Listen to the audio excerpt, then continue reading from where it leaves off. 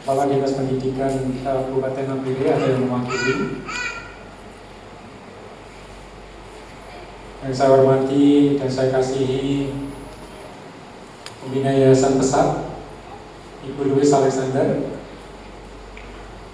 Yang saya hormati Kabid SMA, juga pengawas SMA. Yang saya hormati juga dan rasa bangga saya kepada komite sekolah, juga orang tua murid yang berani mempercayakan anak-anaknya di sekolah SMK Anak Panah. SMA Anak Panah, bukan SMA, SMK, sorry. Maaf, Bu.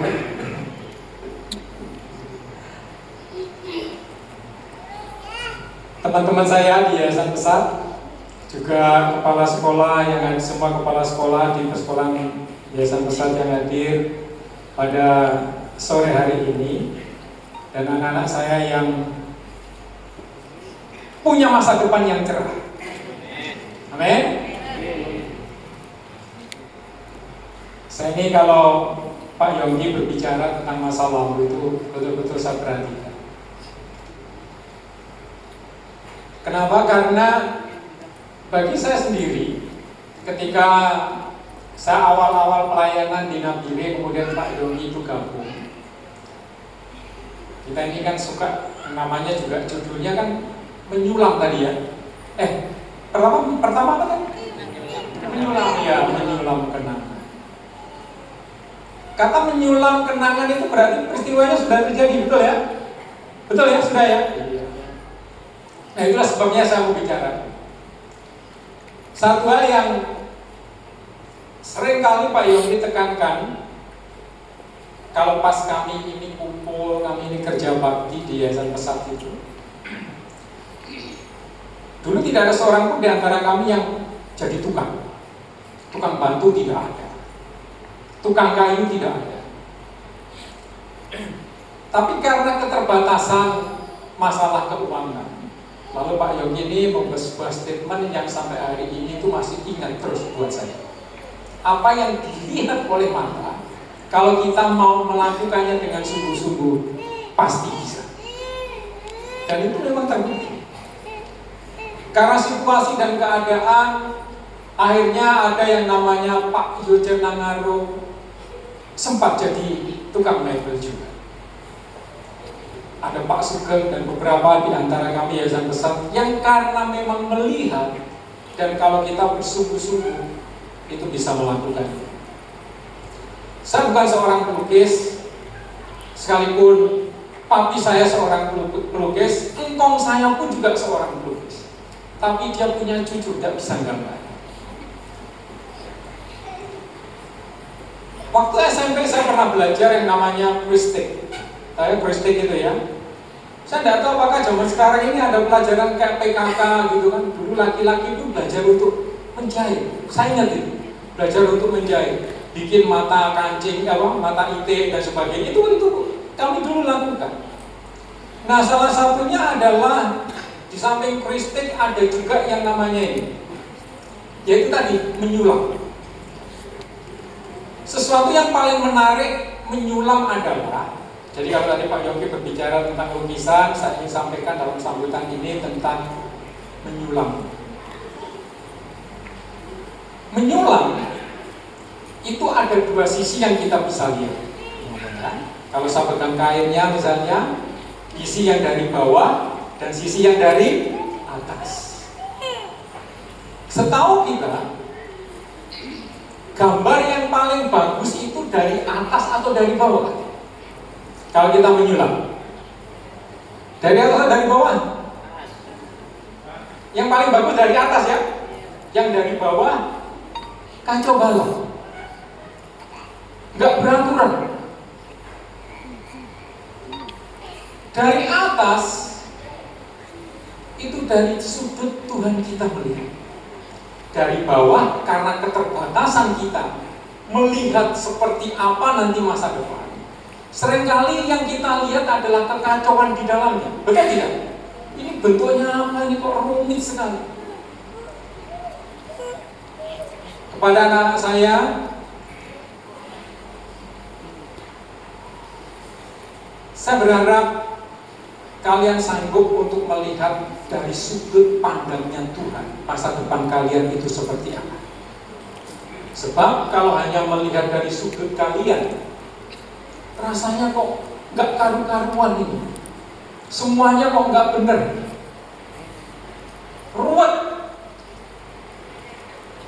Belajarlah untuk melihat dari sudut pandangnya Tuhan. Dan itulah sebabnya atas dasar itu juga saya memberikan sebuah penghargaan yang setinggi-tingginya kepada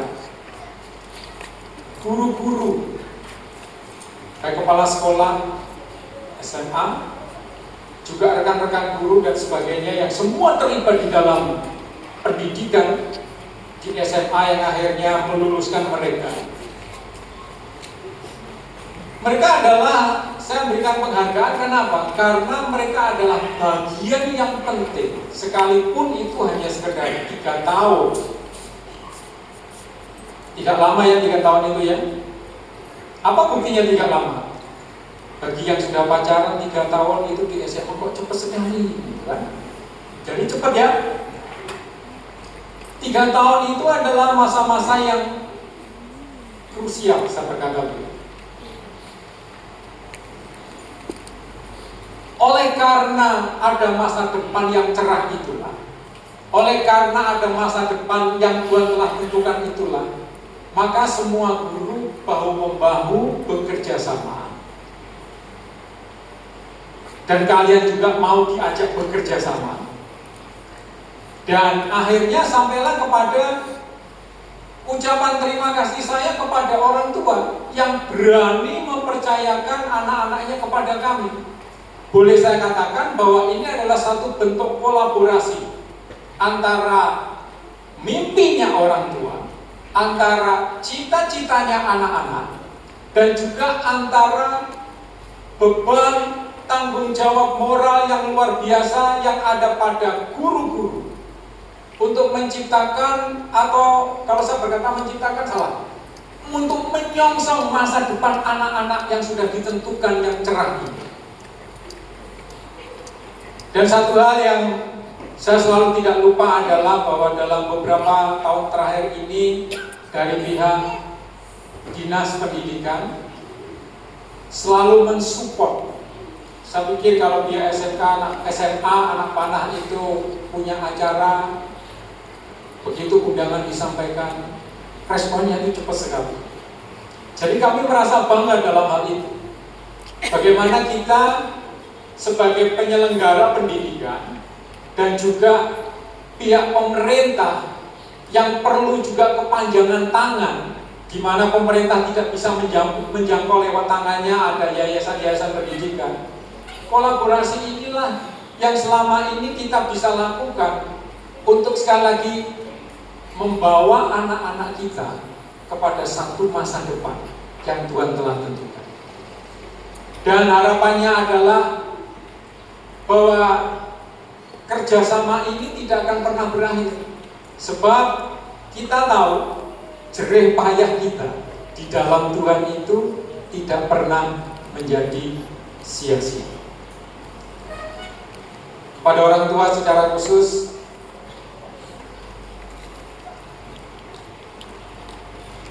berikan rasa percaya kepada anak-anak ketika mereka sudah berani mengambil keputusan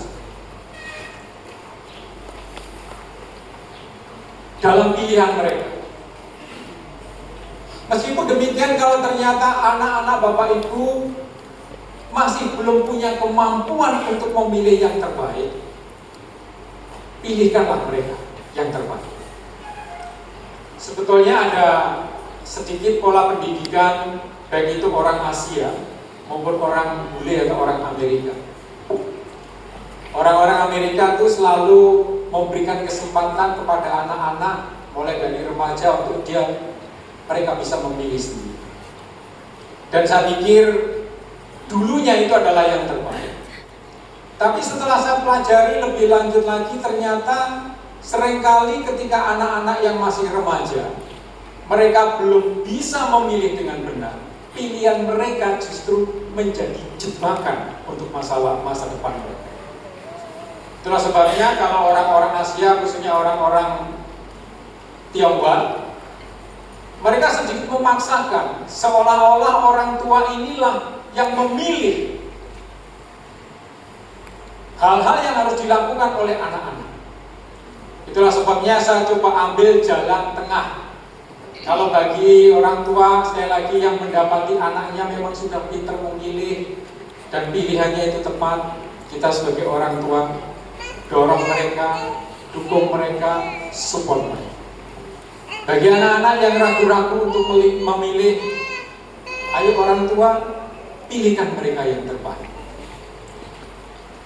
Anak-anak perlu untuk dilatih.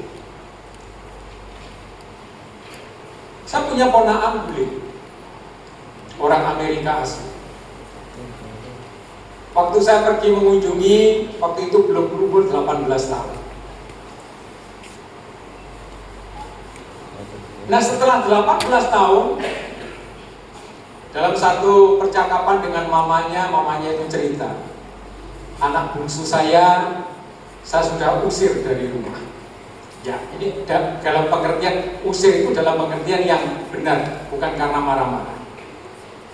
Dia berkata, Sean, kamu sudah 18 tahun, saatnya kamu keluar dari rumah. Kamu harus cari makan sendiri. Kamu harus berjuang sendiri. Nah, kita bersyukur orang-orang Indonesia nggak lakukan seperti itu ya. Betul ya? Ada di antara kita yang mengusir anaknya umur 18 tahun? Ini aja mereka nanti mau pamitan aja, aduh rasanya kalau bisa masih diganduli, jangan pergi sekarang anak. Itu gitu. Tapi bagaimanapun juga kita sebagai orang tua, bahwa satu hari kelak memang kita harus belajar untuk melepaskan mereka untuk terbang tinggi. Amin. Jadi jangan ragu-ragu untuk melepaskan anak kita pergi. Tadi Pak Yogi sudah sampaikan, jangan takut, sebab anak yang kita miliki itu milik Tuhan. Ya, milik Tuhan. Kalau dihitung-hitung kita ini orang tua itu berapa lama sih dengan mereka? Sedikit sekali. Apalagi kita ini yang ada di kota seperti di Nabiren, ya ampun, waktu kita dengan anak-anak itu sangat sedikit. Saya ingat anak saya yang ketiga, lulus SMP, dia minta untuk sekolah di Jawa. Saya berkata, tidak. Lalu dia membuat cerita yang sederhana. Papa tahu tidak? Saya itu sudah 9 tahun, Pak. Perjalanannya yang sama. Dari Siliwini menuju ke Kalibobo. 9 tahun, Pak. Saya bosen, Pak. Papa enggak bosen? Lalu saya jawab, nah, Papa ini bukan cuma 9 tahun. Dari kokomu, dari kakakmu itu sampai sekarang ini sudah berapa tahun? Saya berkata begitu. Kalau dihitung-hitung cuma berapa tahun?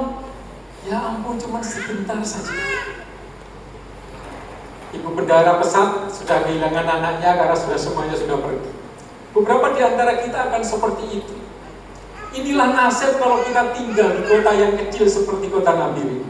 Tapi mau tidak mau, karena atas dasar bahwa ada masa depan yang telah Tuhan tentukan, maka sebagai orang tua kita harus memberanikan diri untuk melepaskan mereka. Amin. Untuk anak-anak, kalau sampai orang tua berani melepaskan diri, berarti terima kepercayaan itu. Buktinya apa? Belajarlah yang sungguh-sungguh. Ya, belajarlah sungguh-sungguh. Dulu kepada anak-anak kami yang di anak-anak asrama, saya tuh berkata kepada mereka, nah toh nanti satu kali kamu akan kembali lagi ke Papua. Kalau nanti kamu di sana, di Jawa, di mana-mana, kalau bisa membaurlah dengan segala macam suku. Jangan cuma sekedar orang Papua, ketemu orang Papua terus.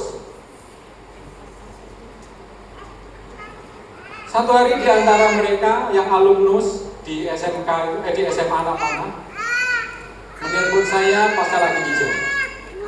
Bapak bisa datang kah? Kami ini ada pertemuan. Akhirnya saya datang dari Kudus menuju ke Jogja, mereka pertemuan di sana. Sampai di Jogja, kemudian mereka Sherlock tempatnya. Ya ampun, itu tempatnya jauh sampai ke pinggir. Saya agak ngomel sama mereka, loh kalian ini masa tidak ada tempat kan di Jogja yang artinya lebih gampang untuk dicapai. Saudara tahu apa yang mereka lakukan setelah ketemu sama saya? Bapak tahu sendiri kan? Loh tahu apa? Ya tahu dong, kami ini biasanya kalau anak-anak Papua ini kalau di Jogja ini kan tukang bikin ribut. Akibatnya adalah orang-orang yang punya tempat untuk kos-kosan tidak memberikan kesempatan bagi kami yang anak-anak Papua untuk tinggal. Akhirnya mau tidak mau kami harus pergi jauh di pinggir-pinggir itu. Saya berharap nanti kalau kalian sekolah, kuliah maksud saya, di Jogja, mungkin di Salatiga atau di Jakarta, ya. Kalau satu kali kalian yakin toh akan kembali lagi ke tanah Papua, berarti waktu 4 tahun belajarlah kumpul dengan orang banyak, dan jangan selalu ngumpul dengan anak-anak Papua saja. Itu pesan saya. Mau? Untuk apa? Ini loh, meraih masa depan. Saya ingat satu kali Abraham Lincoln, dia pernah berkata, cara yang terbaik untuk meraih masa depan adalah dengan menciptakan. Dan itu betul. Memang masa depan Tuhan telah tentukan kita akan menjadi seperti apa. Tapi faktanya karena kita tidak tahu persis seperti apa, maka kita harus berani melangkah ke sana. Berani melangkah ke sana itulah yang saya sebut kita menciptakan. Tuhan Yesus memberkati.